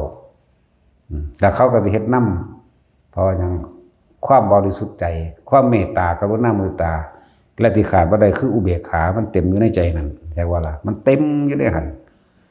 ผิดเพิ่นก็ว่าผิดไปเลยควรหรือบ่ควรเพิ่นก็ว่าไปเลยเพิ่นบ่ว่าดีเด้สิบอกให้ควรแล้วเฮ็ดอันนั้นอันนี้มีประโยชน์บ่ว่าเป็นแนวนี้เด้บ่ได้ย่องเด้อสิบอกให้บ่ได้เอาน้ำผึ้งอาบยาพิษให้ไผเด้นี่จักว่าล่ะย่องลูกศิษย์ลูกหาบ่มีเด้มีแต่ด่าแมงเบิดนั่นแหละบ่ได้ว่าถึงด่าบ่มีได้อยู่ในนี่ด่าเบิดด่าแม่มันพุ่นเด้สั่นแล้วถ้าสิไปว่าสิไปอยู่วัดนั่นสิไปอยู่วัดนี่วัดเก่าวัดห้างให้ไปบูรณะขึ้นมาแน่อย่าไปพี่บูรณะวัดเจ้าของกับห้างคือกันวัดใจของเจ้าของเองให้มันละออกให้มันได้ให้มันมั่นใจนั่นตนเองโดยภัยก็ดีการกระทบกระทั่งกระแทกต่างๆในคำสรรเสริญและนินทาใดมาได้เสียไปความเป็นอยู่อย่างต่างๆมันบ่คิดบ่นึกบ่ปรุงบ่แต่งในความอยากได้อยากดีอยากมีอยากเป็นอีหยังจิตมันตั้งมั่นโลกธรรมกระทบเพียงใดก็ช่างมันบ่หวั่นไหวนี่ไปได้เพราะว่าเฮาสิเอาธรรมคือเอาความจริงออกแสดงแล้วเฮาก็อยู่ในกรอบคือเฮาอยู่ในธรรมเป็นใหญ่ได้บาดนี้แม่นไผสิมาบอกนั่นได้ก็สร้างเขาเจ้าสิบ่อ่อนน้อมไปนำกิเลสนำตัณหาเขาเจ้าสิบ่อ่อนไปนำลาภสักการะคำยกย่องเด้บ่อ่อนก็แล้วกันบอกตรงๆเปี้ยงไปโลดได้ก็ได้บ่ได้ก็สร้างเด้เขาเจ้าบ่ได้ไปบวชนำชาวบ้านนั่นบ่ได้ไปบวชนำเงินนั่นบ่ได้ไปบวชนำชื่อเสียงนั่นบ่ได้ไปบวชนำผู้สิศรัทธาหรือบ่ศรัทธาเขาเจ้าบวชโดยพระธรรมโดยพระวินัยเด้บวชโดยศรัทธาพระธรรมคำสอนพระพุทธเจ้ามันเป็นจริงปฏิบัติตามนี้เด้บ่ได้ปฏิบัติตามเงินบ่ได้แล่นหากฐินผ้าป่ากระไผมากก็มาบ่มากก็สร้างเข้าใจบ่ล่ะอยู่ซื่อๆโลดนะนั่นแหละวัดตนเองแบบนี้ บ่ได้ไปอ่อนลงไปชาวบ้านได้ก็เฮ็ดนำชาวบ้านเขาเอาบาตรหอยข้อไปหาตุ่มเมงตัวเองตุ่มซื้อเหล้ากินไปนำทางก็เฮ็ดไปนำเขาแม่ว่าล่ะเขาพาเอาบุญบังไฟก็เอาไปนำเขาบุญบังไฟสิมีแม่มาทางใดเนาะมันบ่มีเขาพาซื้อเลขซื้อหวยพาไปอันยากพาไปเอาเลขบางหันไปนำเขาแต่มึงเจ้ายังไปสอนเขาไม่ว่าล่ะธรรมะมันแปลว่าความจริงเลยเอาความจริงนำออกมาแสดงความจริงสร้างบุญแบบนี้อานิสงส์แบบนี้สวดมนต์ได้แบบนี้คิดสุดท้ายตายไปนรกหรือสวรรค์คิดแบบนี้เป็นแบบนี้อารมณ์แบบนี้อริยสัจสี่แบบนี้หนทางดับทุกข์เป็นแบบนี้พี่เด้บ่ได้ไปคอยตามบ่ได้ไปอ้อนไปนำเงินนำทองกับไผเด้คือเขามาขอเฮ็ดกฐินนำเฮานี่มันขอสุปีแล้วมันบ่ให้จักเทื่อเห็นบ่ล่ะจักยามใดสิเอาบ่รู้คือกันบ่ทันเอาจักเทื่ออยู่เด้ก็บ่ได้มาหากฐินผ้าป่าก็คือกันจักมาขอจองว่าเป็นเจ้าภาพหรือเป็นประธานเข้าใจบ่บ่ถ้าผ้าป่ากับผ้าป่าทอกันโลดพุ่นเอาไปในป่าพุ่นผ้าป่าของแท้อย่างก็ดีผ้าป่าโบราณขึ้นทุกวันที่1ของทุกปีเฮาก็อนุญาตให้พวกเจ้าเอาผ้าพุ่นขึ้นไปไว้น้ำป่าน้ำเขาพุ่นพระเพิ่นสิเข้าไปซักผ้าป่าบางสกุลเอาเองดอกผ้าป่านี่บ่แม่นว่าเป็นประธานมาเพิ่นสิพาหยังเพิ่นมาขอเพิ่นสิปักธงมาแต่ทางเขา เพิ่นสิปักอีหยังแน่ล่ะอีหยังห้อยๆอยู่ๆใหญ่ๆนั่นน่ะทงเขียวทงแดงทงแหล่เพิ่นสิแห่มาเห็นบ่อุ้ยกูบ่เอาแมงดอกเด้ กูบ่ได้มาเฮ็ดเอาแนวนี้หรอกเด้ก็เป็นตาสั่งคือหยังนี่เนาะสั่งก็กินขี้ดังโลดแล้วเครียดหลายก็ผูกคอตายเลยบ่ได้เงินเนาะว่าแท็กซี่หรือว่าบ่แล้วมึงก็สิไปบำรุงวัดเก่าบ่อย่าไปกูสิบอกให้ อยู่บ่ได้ดอกหาหม่องใหม่เลย เป็นแบบนั้นเบิดพอตาเริ่มมีคนเขาศรัทธาหลายนั่นนี่มีสื่อมีเสียงมีเงินมีทองเข้ามาเขาไล่เจ้าหนีสิบอกให้ว่าเฮาบ่เฮ็ดนำเฮาสิบ่เฮ็ดนำเป็นเงินทองได้มาเฮามีแต่สงเคราะห์อย่างเดียวก็จะว่านี่บ่ได้เก็บเด้หลายคนอยู่นี่เข้าใจว่าหลวงพ่อมีเงินมันบ่มีเลยสิบอกให้ เห็นบ่น่ะสร้างไปตลอดเลยมีแต่สร้างเฮ็ดไปเรื่อยๆคนป่วยมื้อนี่ให้ไปคนบ่มีกินมีอยู่นั่นนี่ขอความช่วยเหลือในหลายๆรอบด้านหลายอย่างมีแต่เอาออกอย่างเดียวคือสิเข้าใจว่าเฮามีเงินพอล้านเนาะมีแต่หัวนี่แหละ เงินบ่มีอยู่หัวสั่นแล้วหัวล้านมีแน่นอนแต่ว่าเงินบ่พอล้านจักเทื่อ สั่นแล้วราคากับข้าวก็มื้อละหมื่นเด้อค่าอันเอายังค่าน้ำมันรถมื้อนี่ก็เป็นหมื่นราคากับข้าวมื้อละหมื่นน้ำมันรถเป็นหมื่นบันเก็บไข้ได้ป่วยรถคอรอไข้แหล่ผู้ทอดันผู้ทอนี่ตลอดจักเสียว่าแต่ทางใดแต่ว่าก็มีในหูดังนี่แหละเกี่ยวกับนี้ ทุกอย่างอยู่ในหูดังจักบ่ล่ะพระสันติสอนทุกคนว่าพระนิพพานก็ในหูดังพระอรหันต์ก็ในหูดังเนาะแต่สิจุพระแก้วสิแล่นไปหาไสพระอรหันต์มันบ่มีเด้มีแต่อยู่ในหูดังพระแก้วผู้ใดอยู่ในหูดังใดก็ฮู้ก็เห็นเองนั่นแหละนะคนบ่มีหูดังบ่มีหรอกอยู่นี่บ่ได้เอาหูหายใจหรอกเนาะตัดสิน หรือจะเอาหูหายใจดิ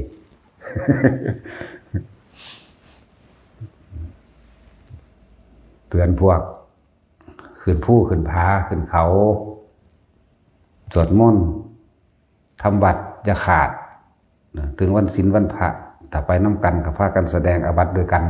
ถ้าไปผู้เดียวก็บอกบริสุทธิ์ด้วยตนเด้อแต่ว่าบท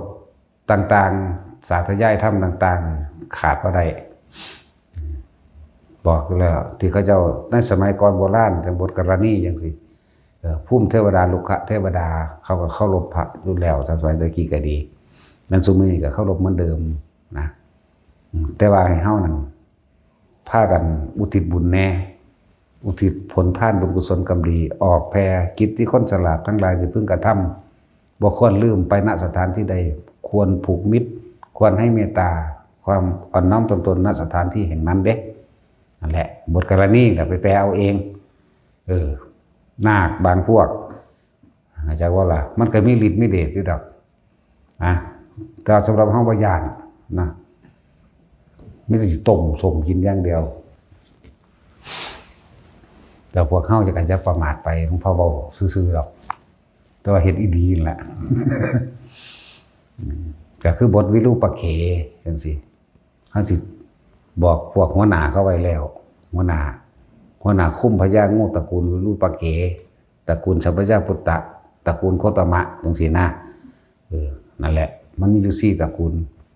พวกนี้เป็นหัวหน้านาคพวกนั้นอัน4นี่เป็นเทวดาเด้แต่ว่านาคก็บ่ได้แม่นเทวดาเด้จักบ่นี่บ่ได้แม่นเด้บ่คนละอันกันเด้พวกนั้นเขาเป็นพวกคุ้มจักบ่นี่บ่แม่นว่าเป็นทั้งเบิดเด้ว่างั้นน่ะแต่ว่ามันก็มึนอยู่ผู้มึนก็มีแต่ก็เลยบอกว่า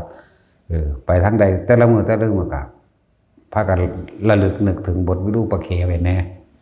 โอ้ยสาสันนึงดอกเนาะวิรูปเขหิเมตังเอราปะเตหิเมชาพระเจ้าปุเตหิเมตังกันหาโกตมะเกหิจะนี่แม่เนี่ย4นึงเด้ล่ะพวกนั้นเขาบอกเฮาบอกทำการปกป้องคุ้มครองหรือทำความผูกมิตรเอาไว้แล้วสัตว์ทั้งหลายเมื่อได้ยินเสียงนี้กระแสเสียงนี้ไปณทิศทางที่ใดก็สร้าง ถ้าเขามาทำลายเขาสิมีวิธียึดฤทธิ์กันเองดอกทำโทษกันเองดอกนั่นแหละบือบทอนาตยปริตเพิ่นน่ะป้องกันพวกยักษ์มันก็มีทั้งมิจฉาและสัมมาเด้คือคนเฮานี่แหละยักษ์ทั้งหลายเหล่านั้นกับเทวดาจาตุมนี่แหละบ่ได้อิหยังดอกเทวดาพวกนั้นน่ะเป็นผู้มีฤทธิ์มากมันสิมากแมงอยู่ทั้งใดเพราะสำนันแหละเนาะ แต่มีฤทธิ์มากมันก็บ่ซอยคนให้คนรวยได้เนาะทำทาแกล้งคนหาแมงบ่ จังซั่นแล้วนั่นแหละสวดไปโลดบทใดก็ดีทั้งนั้นแหละที่จริงมันทำความผูกมิตรไว้ได้นั่นทำความผูกมิตรเป็นขอความเป็นมิตรกันมีหยังให้ซอยเลยพึงพาซึ่งกันและกันเด้แต่ละบทนั่นนะอันไรอันขาอันหยังมันบ่มีเด้คำสอนพุทธเจ้าบ่มีเขาว่านี่คาถาปราบผีก็คาถาปราบมารมันบ่มีดอกมีตั้งแต่ขอความเป็นมิตรผูกมิตรให้อภัยกันไปจังซี่พวกกันไปอยู่ป่าอยู่เขาอย่าลืมเด้อถ้าเฮาบ่มีหม่องลงปาฏิโมกข์เฮาก็สวดย่อของเฮาเองได้นะแต่บ่ย่อหรือนี่ก็แสดงบอกบริสุทธิ์แก่ตนเองเด้อยู่ผู้เดียวก็ดีบ่แม่นอยู่ซื่อๆสิว่าอันนั้นนี่คิดว่าจะเฮ็ดจังได๋เฮ็ดไปเด้ว้ายก็จะเอาเต็มๆหนาในปาวินัยนะภิกษุใดนะไปจำพรรษาณสถานที่แห่งใดไม่มีภิกษุไม่มีภิกขุปาติโมกข์บ่เป็นพรรษาเด้รู้จักบ่ล่ะต้องมีหม่องภิกขุเป็นปาติโมกข์เด้จังไปอยู่ได้ว่าน่ะเอาเถอะแม่เจ้าคิดว่าเล่นๆติถ้าเจ้าบ่อยู่นำครูบาอาจารย์แนะนำจักเฮ็ดไปจังได๋ก็เฮ็ดไปลำพังตนเองโมฆะเบิดน่ะพวกออกไปแล้วนะรู้จักบ่ล่ะไปอยู่ผู้เดียว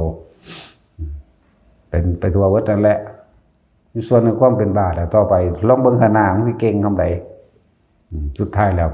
ภาวนาบ่ลงอีหยังบ่ลงไม่แต่อยากเว้าธรรมะสูงๆเนาะพูดธรรมะอย่างสูงแต่จิตใจความเป็นอยู่อย่างต่ำพวกนี้ลองเบิ่งหน้าเกิดกลายเป็นบ้าเป็นฟุ้งซ่านเป็นตัวทีบเด้พูดธรรมะอย่างสูงความเป็นอยู่อย่างต่ำพวกนี้บ่อยู่ในภาวินัยจังซั่นแล้วแหละมีแต่จากห่วยมันจังว่ามันสิไล่แสดงธรรมเด้ว่าธรรมดาเด้ เห็นคนมาหาเห็ดหาหน่อไม้อย่าพึ่งว้าอย่าพึ่งไปมารับธรรมะก่อนธรรมดาบ่นี่เด้บัดนี้ไปเจอนิมิตนั่นนี่ล่ะเอาละบัดนี้ของจริงของแท้ไว้ละบัดเนาะอยู่นำเพิ่นบ่ได้สนใจเด้ภาษาแนวจังซั่นตาเฮาเห็นทนโทอยู่นะเฮาก็ซื่อๆอยู่เด้บ่ได้ให้ความสำคัญอีหยังนั่นแหละให้ละบ่แม่นให้นำเข้ามาเป็นจริงเป็นจังบ่ให้ไปเป็นผู้วิเศษบ่แม่นเป็นผู้ศักดิ์สิทธิ์บ่แม่นคนขังมันบ่ขังดอกแต่เฮาเองเหยียบก้อนสิหินยังโยกลงบัดนึงเหยียบน้ำก็ยังเงื่องตีนแท้ๆขึ้นสู้เอาออกให้กูแน่ตากูก็บ่เห็นหงตัวแต่กี้บ๊อบบี้บ่ทันบวชมันก็ยังหยิบออกให้ตลอดอยู่เนาะเดี๋ยวนี้บวชแล้วอันนั้นแหละเดี๋ยวบ่ซั่นสิว่าบวชเขามาแล้วให้ศึกษาพระวินัยบ่นั่นแหละเป็นเครื่องรักษานักบวชบ่ผิดบ่พลาดนั่นน่ะนักบวชจำเป็นต้องรักษาพระวินัยแล้วพระวินัยก็คือรักษาเฮาเองอย่าพึ่งทะเยอทะยานขึ้นไปเป็นผู้วิเศษเถาะอย่าพึ่งดอกหูทิพตาทิพอย่าพึ่งอยากทำนายทายทักคำเว้าศักดิ์สิทธิ์หลายเนาะดังนั้นจะจังทาไปทักเขาคนนั้นก็มีหลายเสร็จแล้วทักกิเลสในใจของเจ้าของซะก่อนแล้วจึงว่าเฮาพยายามที่สิให้ทุกคนอยู่ในความรู้สึกตัวเองอย่าไปอยู่ในความรู้สึกกับผู้อื่นความรู้สึกกับผู้อื่นเกิดจากความคิดของเฮาคิดถึงสัญญาหมายถึงเรื่องเก่าๆคนเก่าๆคนที่เคยรู้จักต่างๆสารพัดในเมื่อเฮาได้ตัดความผูกพันทางบ้านออกมาแล้วตัดการกระทำทางบ้านมาแล้วตาก็บ่เห็นพี่น้องญาติผัวเมียลูกหลานเหลนหล่อนแล้วหูบ่ได้ยินเรื่องราวต่างๆที่ซ้อเข้ามาในเรื่องอิจฉาริษยานั่นนี่หาอยู่หากินแล้วนะมาฝึกตนเองบัดนี้หาฝึกตนเองสมาธิจริงๆมันบ่ยากดอกมันยากตรงการรักษาไว้ทรงไว้เจริญทรงฌานเจริญฌาน มาทรงฌานเจริญฌานมีความเข้าใจจิตตั้งมั่นดีแล้วแล้วสมาธิเมื่อมีสมาธิดีแล้วปัญญามานั่งลูกแกงแท้งมานั่งเห็นไปดอกก็ต้องอาศัยเพิ่นเด้อาศัยพระพุทธเจ้ามั่งอาศัยครูบาอาจารย์ผู้เพิ่นแนะนำให้มั่งเด้นั่นแหละถ้าเฮามาฝึกไปแล้วเฮาก็มาประคองตัวเองไปเรื่อยๆจ้ะทุกคนที่จับจุดอุณาโลมไปแล้วนี่ทรงฌานไปแล้วนี่ก็อยู่ในแค่อุณาโลมอยู่ในแค่ตรงนั้นเองอย่ามีความคิดออกนอกแม้นว่ามันจะเกิดขึ้นเองความคิดเกิดขึ้นเองก็สร้างให้เอาความรู้สึกตัวรับประกันตัวเองไว้เด้อเอาความรู้สึกตัวเองบางคนก็นิ่มน่วงหน้าผากบางคนก็น่วงหัวหนังหัวเฮาหนุนหน้าหมุนไปหมุนมาก็แล้วแต่เหมือนคนเอามือเศร้านะครับบางคนก็กำลังทำกลางอกอยู่ข้างในพี่รักษาความรู้สึกนี้ไว้แม้นสิ่งใดจะเกิดขึ้นถ้ายังมีความรู้สึกนี้อยู่ความคิดจะเกิดขึ้นและความคิดสิคิดถึงเรื่องนั้นเรื่องนี้เรื่องนั้นเรื่องนี้ปุ๊บแต่ความรู้สึกยังมีอยู่เรียกว่า เฮาบ่ได้อยู่ในความคิดแม้ตั้งใจคิดเรียกว่าอะไรแต่เราไม่ได้อยู่ในสิ่งที่คิดถึงอารมณ์เกิดขึ้นมาได้พบดับเนี่ย ความคิดมันเกิดเป็นธรรมดาเฮาฝึกใหม่ๆฝึกที่แรกเฮาสิคุมมันบ่ให้คิดเรื่องนั้นเรื่องนี้เพราะว่าเฮาว่าท่านเข้าใจดีที่บอกอยู่เรื่อยๆดอกแน่จังสิลมหายใจนี่อุณาโลมนี่เกิดแล้วเรียกว่าปฐมฌานแล้วก็ให้คล่องแคล่วในปฐมฌานซะก่อนยืนก็รู้เดินก็รู้นั่งก็รู้นอนก็รู้พอตะรู้แล้วทุติยฌานจะเกิดขึ้นเองบ่มีการคิดเด้บัดนี้อาการปิติสิเกิดขึ้นเลยปิติหรือฐานที่ตั้งแห่งจิตหรือความรู้สึกตัวจิตตั้งมั่นตั้งอยู่ใดหรือว่าเฮาเอามาตั้งไว้กลางหน้าผากเฮาล่ะที่แรกอันใดว่าล่ะถ้าเฮารักษาความรู้สึกนี้ไว้แม้นความคิดจะเกิดขึ้นเข้าใจบ่นี่ถ้าเฮาไม่ไหลไปตามความคิดจะเกิดขึ้นเองสัญญามันก็พูดอยู่เรื่อยๆดอกเรื่องเก่าๆนั่นน่ะปุ๊บถ้าเฮาคิดน้ำมันความรู้สึกนี้จะหายไปจึงกลับมาลมที่หายใจซะก่อนกลับมาลมตัดด้วยลมซะก่อนตัวนี้ขึ้นมาปั๊บก็อยู่กับความรู้สึกเอาจนเข้าใจแล้วคำว่าความรู้สึกตัวนี่บ่ขาดบ่หายแม้นความคิดจะเกิดขึ้นจากว่าล่ะเฮาบ่จำเป็นต้องไปคุมมันอีกแล้วปล่อยเลยปล่อยมันคิดไปเอาความรู้สึกมันรับประกันตัวเองไว้เนี่ยเอิ้นว่าจิตตั้งมั่นไม่หวั่นไหวเมื่อมันบ่หวั่นไหวแล้วอารมณ์มันเกิดบ่ได้ก็จากว่าล่ะคำว่าบ่หวั่นไหวคือบ่คิดไปตามมันแม้นจะเกิดขึ้นความคิดมีอยู่แต่เราไม่ได้อยู่ในสิ่งที่คิดเข้าใจบ่นี่ความคิดมีอยู่แต่ไม่ได้อยู่ในสิ่งที่คิดอารมณ์มันเกิดบ่ได้พอใจและไม่พอใจเกิดไม่ได้เอิ้นว่าจิตตั้งมั่นเอิ้นว่ากลางนี่ต้องบ่ไปคิดถึงไผอย่าบ่นี่คำว่าจิตก็แปลว่าผู้รู้นั่นแหละรู้หยังก็รู้เบิดทุกอย่างรู้อีเลวต่างๆทั้งเบิดนั่นแหละแม้กระทั่งรู้สึกโตพร้อมๆไปละแต่ว่าอาการของความคิดอาการของจิตคือความคิดนั่นเองจักว่าล่ะนั่นแหละอาการมันเด้นั่นแต่เฮาบ่เป็นไปตามอาการจักว่าจังซั่นแหละอยู่ในความรู้สึกนี่แม้นเฮาสิตั้งใจคิดเรื่องนั้นหรือเวลาเฮาคุยกันเฮาก็ต้องมีความคิดนั่นบ่แต่ว่าเฮาบ่มีอารมณ์ในสิ่งที่คิดเฮาบ่ไปสู่ในสิ่งที่คิดถึงส่วนคุยกันเรื่องเป้าหมายเฮ็ดทั้งสี่บัดนี้มันบ่เป็นไปตามแบบรูปแบบแผนมันนั่นบ่ล่ะแต่ว่าเฮาก็บ่มีอารมณ์พอใจก็บ่มีบ่พอใจก็บ่มีเด้เข้าใจว่าล่ะนั่นแล้วบ่แม่นว่าบ่มีความคิดมีอยู่แต่เราไม่ได้อยู่ในสิ่งที่คิดแต่เราไม่ได้อยู่ในสิ่งที่แบบแผนเฮาสิเฮ็ดสร้างกุฏิหลังนึงเฮ็ดแบบนี้บางทีมันบ่เป็นตามแบบเฮาตั้งไว้ก็แล้วไปเด้เข้าใจว่าล่ะอารมณ์เกิดบ่ได้นั่นแหละฝึกไปเรื่อยๆจังได้ก็ตายนะควรเอาความตายแหละมันเตือนตัวเองมั่งจะไปอีหยังมากมายธนาชีวิตนี่ภาษาเกิดมาหากินซ้ำตายนึงมันสิมีแมงก็มีไปตายแหละเนาะ หามึงใหญ่ไปโลดมึงบ่ใหญ่สำโรงดอกไผก็ดีเนาะมันมีหยังเก่งทำไฟดอกนาเขาเผาถิ่มเบิดนั่นแหละบางพวกบ่ได้เผาเขาถิ่มลงน้ำบางพวกก็เอาฝังไว้ในดินเนาะแต่ว่าตายเหมือนกันนั่นแหละสร้างวัดนี่ถ้าสิพูดถึงจริงๆง่ายเด้แต่ว่าสร้างตัวเองนี่ยากเนาะจังซี่พวกเจ้าเป็นได้ล่ะโบสถ์วัดหยังบากใหญ่มีอัน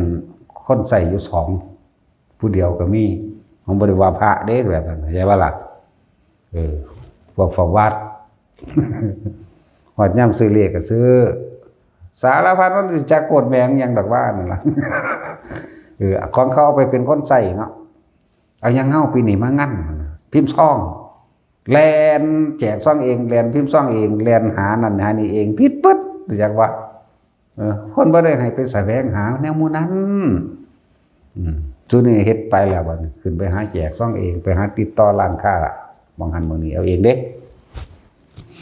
โมฆะเบิดล่ะจักบ่ล่ะนั่งซั่นแล้วนั่งอยู่ซื่อลือเฮานี่โลดเอาให้หลายก็ด่าเอาให้แล้วตั้งนั้นมึงใส่กูเฮ็ดหยังเฮ็ดจังซั่นกูเอาแมงดอกก็มีเด้มันก็มาอยู่ดอกอีอันนั้นมันคือเก่ามันนั่นแหละ